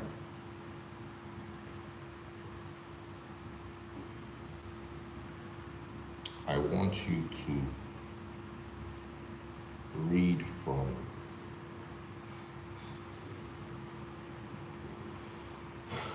so sorry.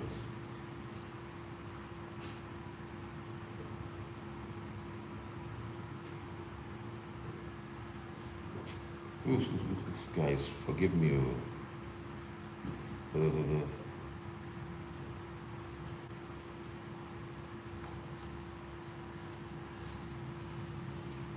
Sorry, I didn't plan to use this verse. Forgive me.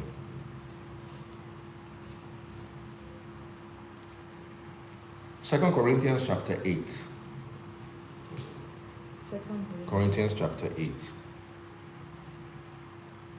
I want you to read from verse 10. 2 Corinthians chapter 8, verse 10. That 1 Corinthians chapter 9. it doesn't address this as well as 2 Corinthians chapter 8. So come and read for me. I want you to work with it. This is my problem with givers now. 2 Corinthians chapter 8 from verse 10. Here is my advice. It's there, it's okay. It would be good for you to finish what you started a year ago. Last year, you were the first who wanted to give, and you were the first to begin doing it. Now you should finish what you started. Amen. Let the eagerness you showed in the beginning be matched now by your giving. Let the eagerness you showed in the beginning be matched by your giving. Give in proportion to what you have. Give in proportion to what you have. Continue. Whatever you give is acceptable if you give it eagerly. Whatever you give is acceptable if you give it eagerly. And give according to what you have, not what you don't have. They mentioned that twice. Give according to what you have. The second time was mentioned, give according to what you have, not what you do not have. Continue. Of course, I don't mean your giving should make life easy for others and hard for yourselves. I don't want your giving to make life easy for others. A giver makes life easy for a taker and hard for himself when he gets nothing from a taker. Continue reading. I only mean that there should be some equality. There should be equality. Partnership is equality. Giving and taking are two polarities. Paul does not want a giver. He does not want a taker. He wants equality. So your giving is to create equality, not to enable taking. Continue reading. Right now you have plenty and can help those who are in need. Right now you have plenty and can help. Later, they will have plenty and can share with you when you need it. Later, they will have plenty. When is later? The biblical cycle is 7 years.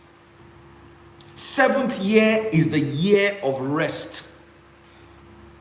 7 years you set your male slaves free. In the 6th year, so they can rest in the 7th year. In the 7th year, you allow the land to lie fallow. In Pharaoh's dreams, there were 7 fat cows and 7 thin cows. 7 years of plenty and 7 years of lack. You can't give somebody for 10 years. You can't give somebody for 5 years. When are they going to turn around and give you? There are people that we used to give 7 years ago. They call me and I don't answer them. I'm not giving you nothing. I'm sorry, I've tried.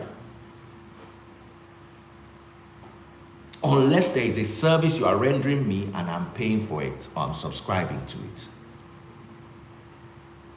Thank you, my darling. Please sit down. You give according to what you have, not what you don't have. You don't give to enable, you give to create equality. And you give so that those who have today, when they are in lack, they will be provided for. Your giving should be a partnership. Your giving should not be an enablement or an enabling. The reason why you are failing is because you are a giver looking for takers instead of a partner looking for partners. Look at somebody beside you and tell them partnership. For you to be a partner, what do you bring? Jensen, sit up there. I said sit down, not lie down. Sit up there. I want to see you. You have to learn. What do you bring? Wisdom. To a partnership, what do you bring? You come to me and said, Daddy, I want to partner with you. Or you go and meet a guy and say, I want to partner with you. I want us to be married. What do you bring? What do you bring to the table? What? Vibes. That's something. What do you bring? Mercedes was just vibes, the name of the girl. That's what they brought to the table. Good vibes. What do you bring? You bring value. Whether it is innovation, whether it is money, whether you bring value. As a partner who is partnering, whether it's at a place of work, whether it's in your career, whether it's with a man or woman in a marriage, or whether it's a Charles Rolls and Henry Royce, the two of you are building a business together.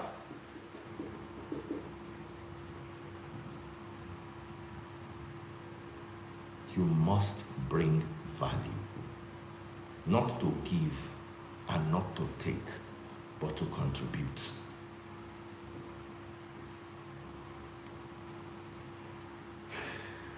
Amara, let's read one Bible verse and close.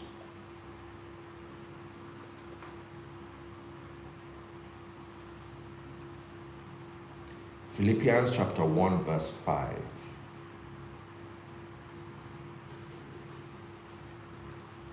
Philippians chapter 1 verse 5.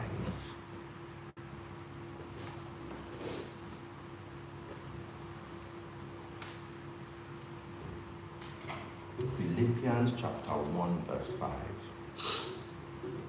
For you have been my partners in spreading the good news about Christ from the time you first heard it until now. They were his partners in his vision and mission to spread the gospel. They were partners.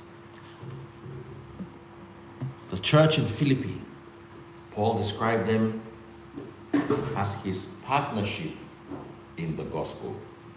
The Macedonian church in 2 Corinthians chapter 8, Paul commends them for their generosity and willingness to give despite their own poverty.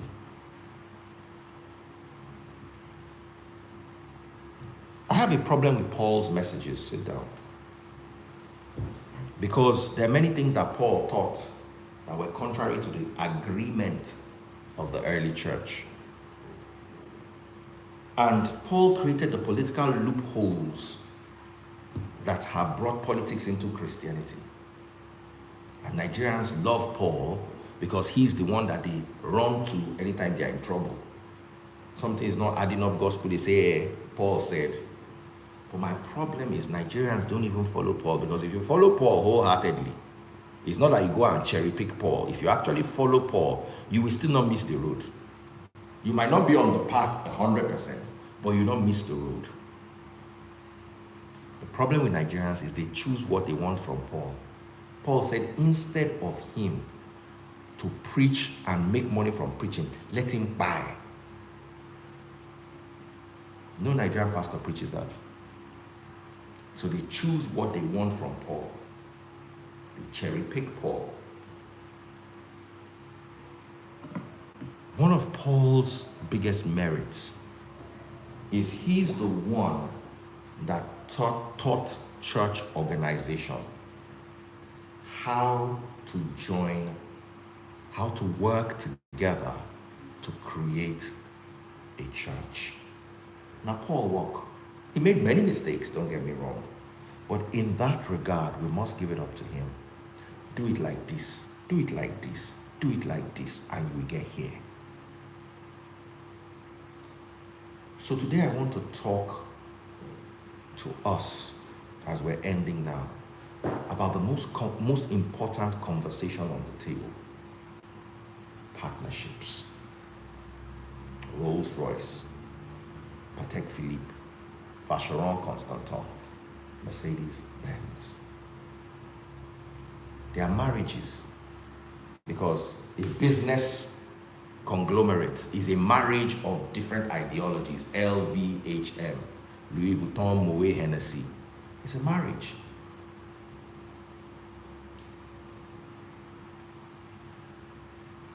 When you enter an employee contract, it's a marriage. A marriage of your skill and your value with my company and what my company needs you for. That's a marriage. When you actually enter a marriage with a woman or a man, that's a marriage. That's a partnership. If you, from this moment onwards, begin to build yourself into becoming a better partner, you will notice that you will attract to yourself what you are becoming. Right now, if you like, dance in a wedding gown every night of Hallelujah Challenge. You will not find a husband until you are ready to be a wife. Charles Rolls cannot have become a partnership in Rolls Royce with Henry Royce if he did not bring something to the table. Charles Rolls was already Charles Rolls before he met Henry Royce. What are you? You want somebody to come and meet you to do what? To kiss? When you are done kissing, what next? Have you taken your time out to develop yourself into that thing a partner is looking for? That's my message to you today. I can't get a job. I blame you. I've lived in Nigeria since I finished university in 2001. I've never been without a job. For the last 30 years, since I was 19, I've never been without a job. So I'm sorry, I don't understand how you don't have a job. I don't get it. I had a job from when I was 19. It might not have been a good paying job, but I had a job. How can you tell me you don't have a job? When I hear it, it annoys me. There are no jobs in Nigeria, so how come I've always had one? And somebody said, Daddy Freeze, you come from yes, my mother is a professor of law and a vice chancellor. My father is a medical doctor. Am I a doctor? Did they open radio station for me to work? I'm the first person in my family to do entertainment. My extended family, nobody, not me first, on my father's side and my mother's side, at least professionally. Any other entertainer in my family line is coming after me. So sorry, I did not have a godfather. What I had was what Charles Rolls had when he met Henry Royce. What I had was what Patek had when he met Philippe. What I had was what Vacheron had when he met Constantin.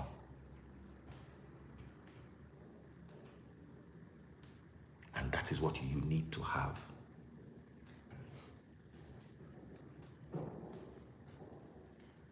And for you to have it, you are going to suffer. Acts chapter 9, Paul was called to suffer. Paul was called to suffer. The reason why you are struggling to find a partnership that works for you, whether it's a career partnership, a job partnership, a wife partnership, husband, is because you want to go and enjoy. Obiageli, I came to eat. You are not going into that marriage to serve. You are not going into that job to serve. You are not going into that partnership to serve. You are going to take.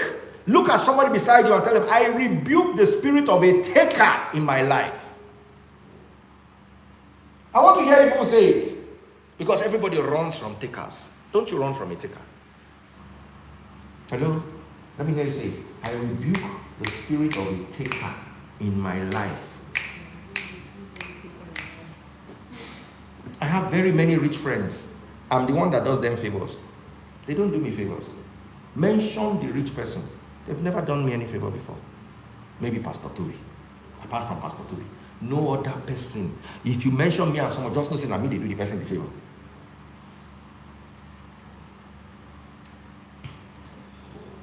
Because when I enter a relationship, I make sure I am partnering with that person.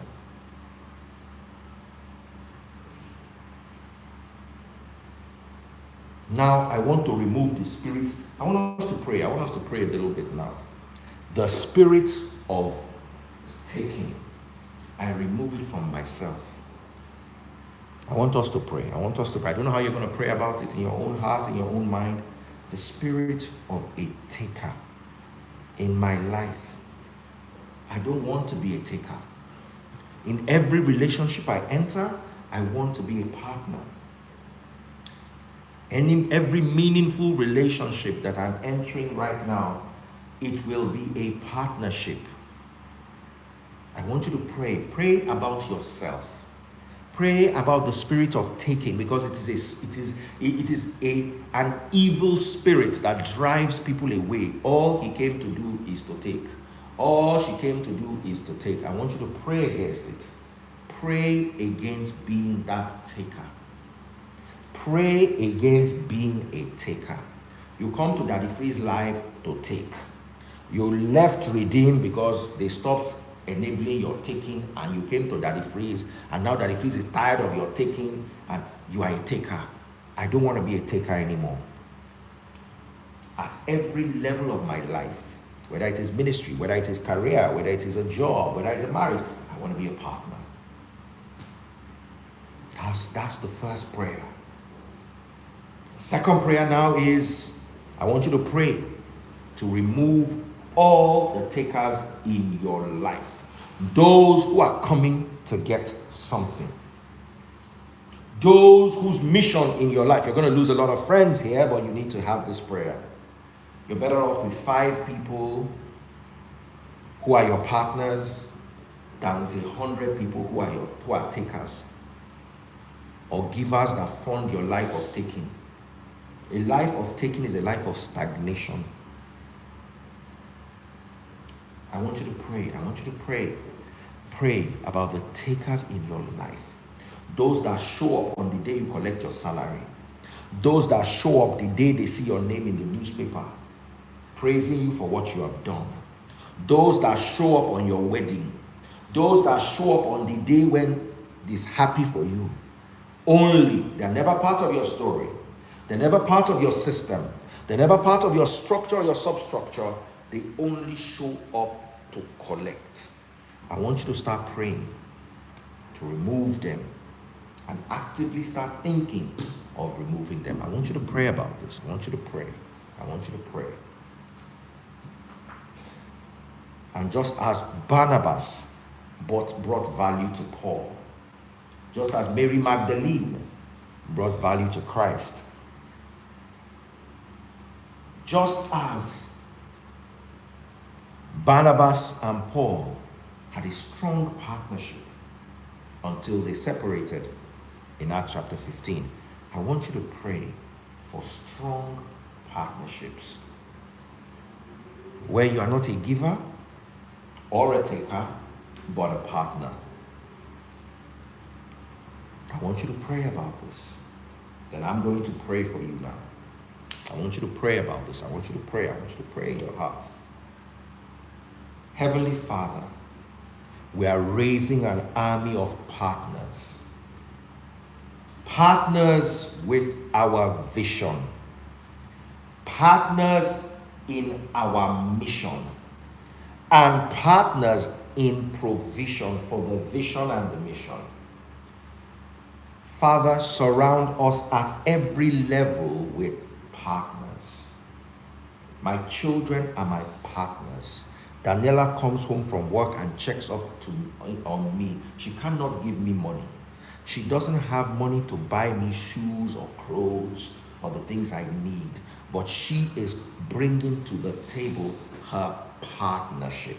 Hamarachi is bringing to the table her partnership. I want you to pray in every relationship, whether it is child and father, whether it is siblings, whether it is your boyfriend that you hope to marry or your girlfriend that you are engaged to. I want you to pray for the spirit of partnership. Partnership is so important because it destroys the self and the ego and promotes the union. It is not Patek without Philippe. It is not Rolls without Royce.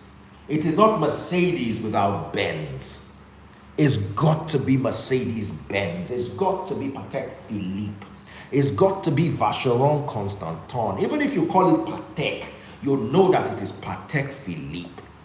I want you to pray for that Patek Philippe in your life. I'm not talking about the watch on your hand that is fleeting, but I'm talking about a partnership that has endured, a partnership that has stood the test of time, a partnership that has grown beyond the small shores of Poland and France or wherever the originators are, and has crisscrossed across the globe, adding value to whoever comes in contact with that partnership. When you wear a Patek Philippe watch, you are a symbol. You are symbolizing the success of that partnership on your wrist. I want you to start praying for those kind of partnerships right now. I want you to start praying for those type of partnerships right now. Pray, pray, pray, and pray for God to give you the vision of how to be a partner. Heavenly Lord, all your children listening to you right now are going through one or two things in their lives, in their mission, in their marriages, in their relationships, everything, Father. Reveal unto them how to be that partner in every sphere. Yoruba people say, "Igi kan o le dagbo se." A tree cannot make a forest. So you need to collaborate with other trees to make a forest. But a short tree, or a tree that is too tall, how is it collaborating with the forest? I want you to pray for the spirit of a tree in the forest, an ant in an anthill, a bee in a hive. I want you to pray for that spirit, that vision, that revelation of what partnership to engage in and how to be a good partner. Heavenly Father, I hand over your children to you. They're looking to you for guidance. They're looking to you for direction. They're looking to you for instruction and revelation. Father, do not leave them, but instead help them to become partners. Partners in sharing the gospel. Partners in creating a family unit that will live and survive. Partners in business ventures and endeavors. Partners in places of work. The partnership mentality must begin to come forward. And I pray it over the lives of every single person here with me in the house or listening to me from home. In Yahushua's name, I pray. In the name given above every name, you will go forth and be a partner. You will go forth and be a partner. Look at somebody beside you and tell them, you will go forth and be a partner. You will go forth and find partnerships. You will go forward and find partnerships of value because you are a partner of value. You will find partnerships of value because you are a partner of value. Look at somebody beside you and say, I am Charles Rolls looking for Henry Royce. I am Patek looking for Philippe. Patek is not ordinary. Patek is not a nobody. Carl Benz was not a nobody. You need to become a partner so that you may attract partnerships of value. So my question to you right now is, are you ready to become a partner that will attract partnership? God bless you. Thank you so much for coming out today to church. I do hope this message resonates with you. I do hope you can share the message with somebody. Somebody, Henry the Great said, I'm Charles Rolls looking for Henry. No, you are Henry Royce already Henry. Now you didn't look for Rolls. You're already Henry. God bless you guys. God bless you. God bless you. God bless you. No sawari. Let me greet everybody that came here today. Just say hi. Let me greet you. Child of grace, how are you doing? I know a lot of people are going to watch the message after. Rita Osa, thank you so much for coming. Rita, God bless you. God bless your partnership with Nelson. May you continue to thrive in Yahushua's name. Charity, how are you doing? I have a gift for you. Remind me, Charity. Remind me, Charity. I have a gift for you. If you are on Facebook and TikTok, say hello so I can greet you. We have 90-something people watching on TikTok now. How are you doing? Linda, I'm going to see you at the convention. 16th of November, Free Nation Convention, London City.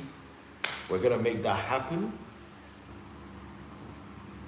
Isi, thank you so much. Chika Oloyede, that's already a partnership. Chika is an Igbo name. Oloyede is a Yoruba name. That's already a partnership. Biola says, I define partner. I pray the partner gets sense. Pray that the partner gets sense, and pray that you two have sense, so that sense and sense can jam.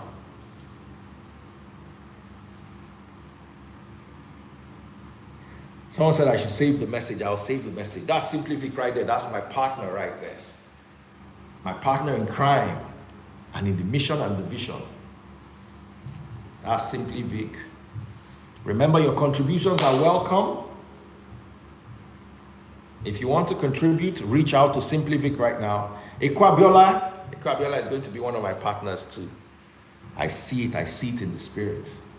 Kamaruddin just joined late. He used to be a partner, he's no longer a partner. Henry the Great is one of our partners. When I said the other day that I have 5 people that I can count on at any time, Henry the Great is one of them. Buki Sonyaolu is one of them. Where's Remy? Shupovon is one of them. Remy is one of them. Henry the Great, I mentioned his name now. Henry. Without Henry, how far can we go? So Rita is calling Vic. Thank you so much, Rita. And those of you who are not yet partners does not mean you cannot be partners. It just means we need to see you more. We need to see you stand with us. Eko Abiola, you know I love you. And we are getting there because you are very special to me. Biola will have been my partner because she came before everybody else. But Biola knows this table. Today she's here, tomorrow she's gone.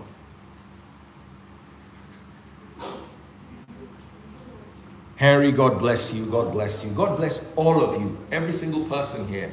No Sawaru, always in a prayer meeting. Thank you so much.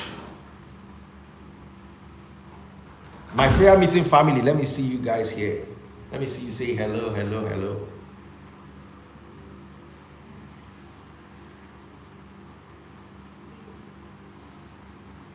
Viola says she's on remission, almost there.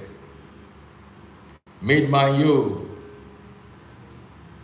I'm surprised Eko is not there. She sways the conversation. Eko is almost there. I don't want money from her. I just want Eko to do more. I'm pushing her right now. I'm pushing Eko. Hello, Eko. You know I love you especially. Eko, Samaria, Chichi Obama. Those are the people that I'm on their case now. I'm pushing them.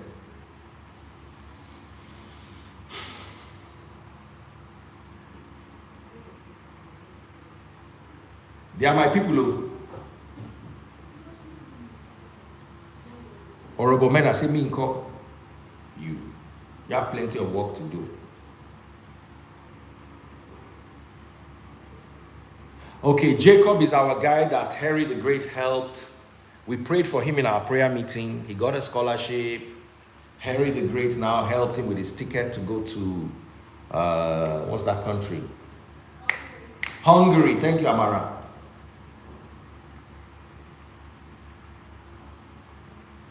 So, thank you so much, Henry, and thank you so much for checking up on Jacob, and thank you for helping me. Our people, I just want us to be stronger together because it's not easy. I cannot come and start lying to you and doing false miracles and prophecies to hold you.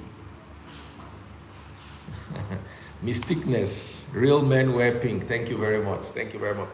Pink was actually invented for men because it was a shade of red, according to the story.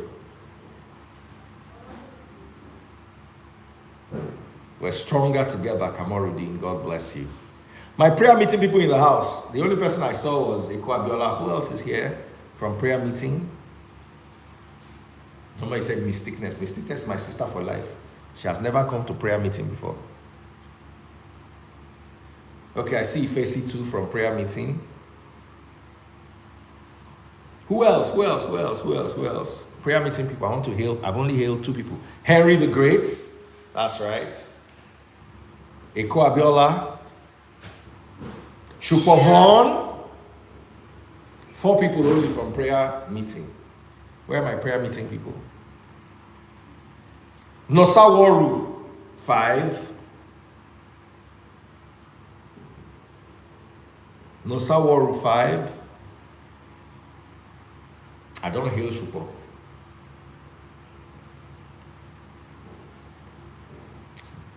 How do I become your person for life? Ask Simply Vic.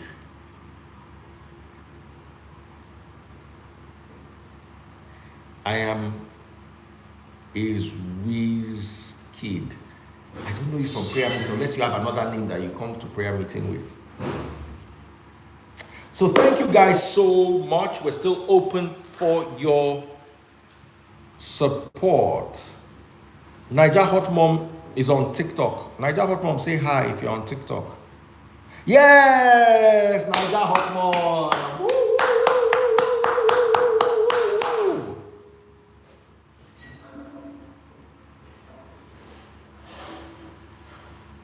Israel, God bless you, God bless you, God bless you. So thank you all so much. Remember to reach out. It's just 2 weeks away.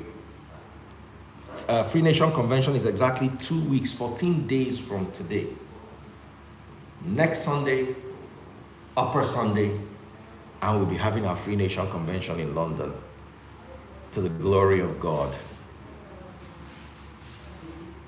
So Simply Vic has posted the bank account details. Feel free to reach out to him.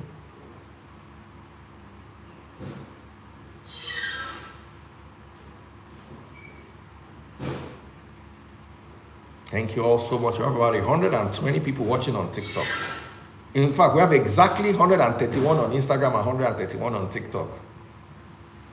We have a bigger TikTok community now than Facebook. We used to have a bigger Facebook than TikTok. Sorry, a bigger YouTube than TikTok. But TikTok just blew out of nowhere. So God bless you guys. Very special shout out to Niger Eye Opener. Niger Eye Opener will watch my whole video and cut little bits, and each of those little bits will make sense, and he'll post them and put right in there. God bless you, Niger Eye Opener. God bless you. God bless you, bro. I don't know whether it's bro or babe, whoever it is that is running Niger. I've never met them before. Niger Eye Opener on TikTok. Guys, follow that account. It's an amazing account on TikTok. Thank you so much for all the love and all the support and all the care and compassion that comes from you. God will continuously bless you for the support you are giving our ministry. Thank you. Guys, follow Niger Eye Opener on TikTok. Simply Vic account details as posted are: the bank is Revolut. The name is Victor Iru. Victor Iru, tail. Victor that has a tail, but there's now H. So it's Iru with H. So Victor, just remember tail. Victor, we get Iru plus H. Victor Iru. Thanks, Amarachi, for reading for us. Amarachi is my partner too. The account sort code is 042909. Sort code for Simply Vic 042909. And the account number is 51488299. you can screenshot on Instagram. The account number is 514-88299. 514-88299. Thank you, everybody. Thank you so much for all your love. Thank you for your care and concern. And thank you for sharing this message. If you learned something today, you can teach somebody something too. God bless you. Share the message.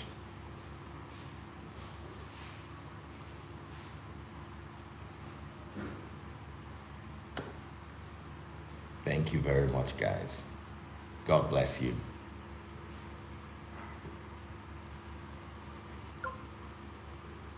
God bless you.